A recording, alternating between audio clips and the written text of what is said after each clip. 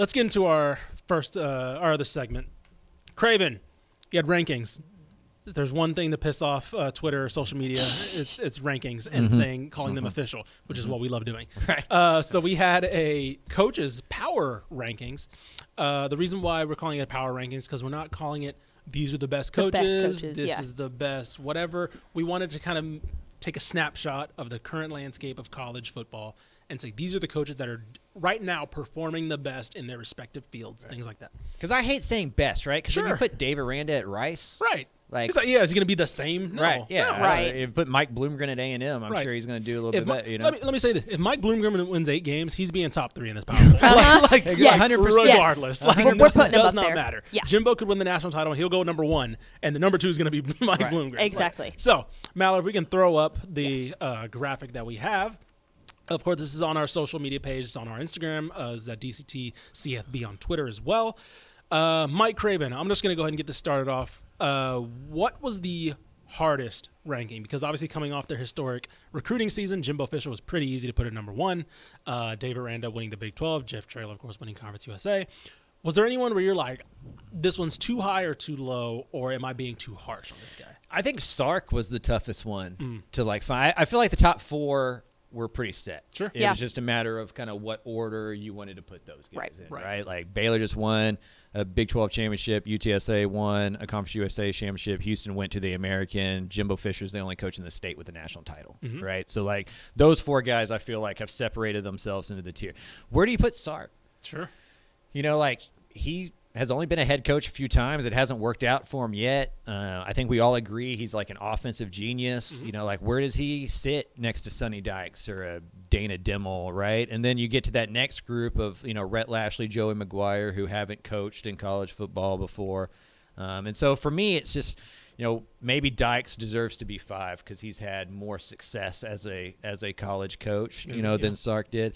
But there's a reason Sark keeps getting all of these big jobs. Yep. You know, it's because people within the industry know that he can coach some football. And also know? part of being a good college coach is the recruiting aspect. Right? Yeah. And Sark's knocked it out of the park so far. Like this 2022 class, he went and scooped up as many linemen as he could. Right, he obviously got Quinn Ewers in the building. He has dynamite players coming back. So it's almost like what we expect from them too. Right? Yeah. We expect a marked step forward from Texas this But year. if somebody was to reply back and be like, Sonny Dykes deserves to be above Steve Sarkisian because he's won a conference title before and gone to bowl games or all that stuff, fine. Yeah. You know, like, you're not going to get a ton of argument from me there. Sure. Did you have any issues with that number 1 spot? Because we got a lot of replies saying that people think that Dave Aranda has been more successful, I guess, last year than Jimbo Fisher. Yeah, I mean, I think that would be recency bias. Right. You know, like, one, SEC is a lot tougher. Yep. For sure. To win in. I would say Aranda's still winning with Matt Rule's players. At least he was last year. A lot of those guys who won that, Also, that's won a that good title. I was about to say that's a good point because we can't, as much as it wasn't his fault necessarily. Aranda did win 2 games his first year. Yeah, they went 2-7. Yeah. Right. Like, So it's Jeff like- Grimes So coming recency in. bias Yeah, if we're exactly, switching the card up a Right, little bit. so it's like he went from again that Matt Rule team that won that competed for the Big 12. Like that was not the same team exactly, right? They lost a lot of key players in that team, but it was still like there was a big pitfall, and then they hit the ceiling. Dave Aranda did the best. Dave Aranda and Jeff Traylor did the best coaching jobs of 2021. Yes. Right. Jimbo Fisher has won a national title. right. Like, he got a 10-year contract from Yeah. A&M for a reason. Like, he's an established head coach. Like, Dave Aranda is on his way to doing that. Yeah. And Dave Aranda is going to be, like, the first name off of everybody's lips every time a major job opens for the next 3 or 4 years. Yeah. Right. And Baylor fans are going to have to deal with that, and that's probably a good position to be in. That means your coach is really awesome. Yep, and that means he gets some buyout money. But Jimbo has to be number 1.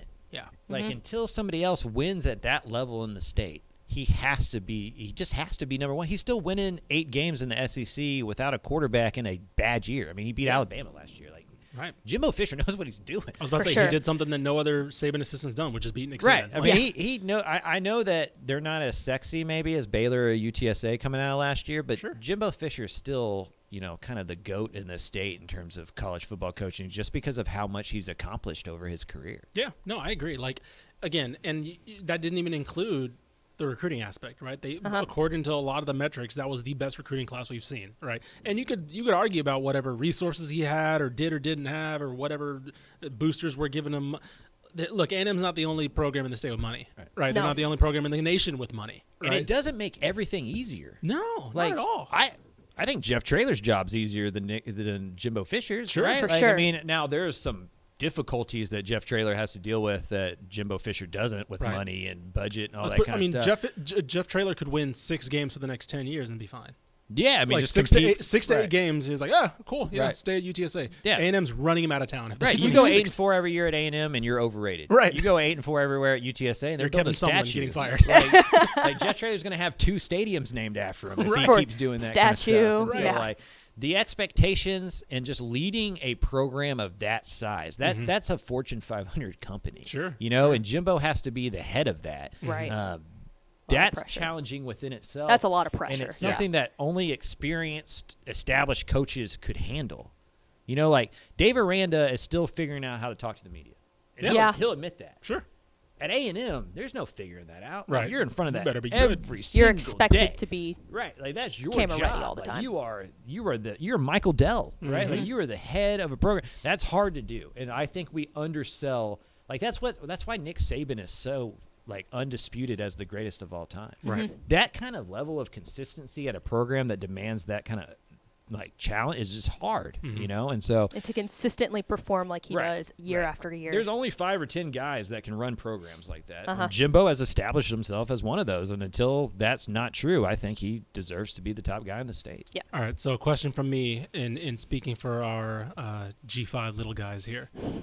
Why are you in the pocket of Big Rhett Lashley? And why is he ranked above Seth Luttrell, Jake Spavital, and Mike Bloomgren? Mostly because he hasn't failed yet. Sure.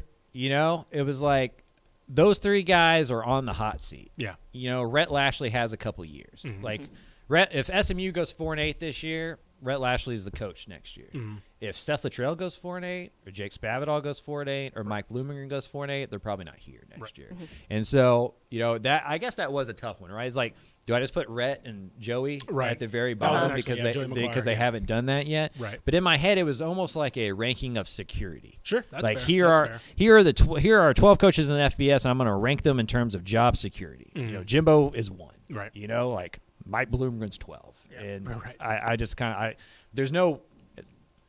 It's a subjective list. Sure, 100%, You know, yeah. so like there's going to be, you know, however you approach this is going to change your list. But for me, it was like, let's rank it based on, you know, who's most likely to get fired or not fired. Yeah, no, that's fair. Like I said, this is on our Instagram, Instagram.com/Dave Campbell. This is on our college Twitter, DCTF FBS. So if you want to go comment, all that, join the conversation. We encourage. You'll notice these kind of graphics coming from us. And if you got ideas for them, Exactly. Please If you've got do. ideas, Yeah. exactly. Yeah. Let us know because this is to start conversation, right? This is to get some things going in the Twitter mentions, the Instagram mentions, whatever. Like Craven said, these are opinion pieces, right? This isn't us saying this is the definitive list or whatever. We could do this list after week 1 and do overreactions and be like, wow, Yeah. Jimbo Fisher lost. He's Right.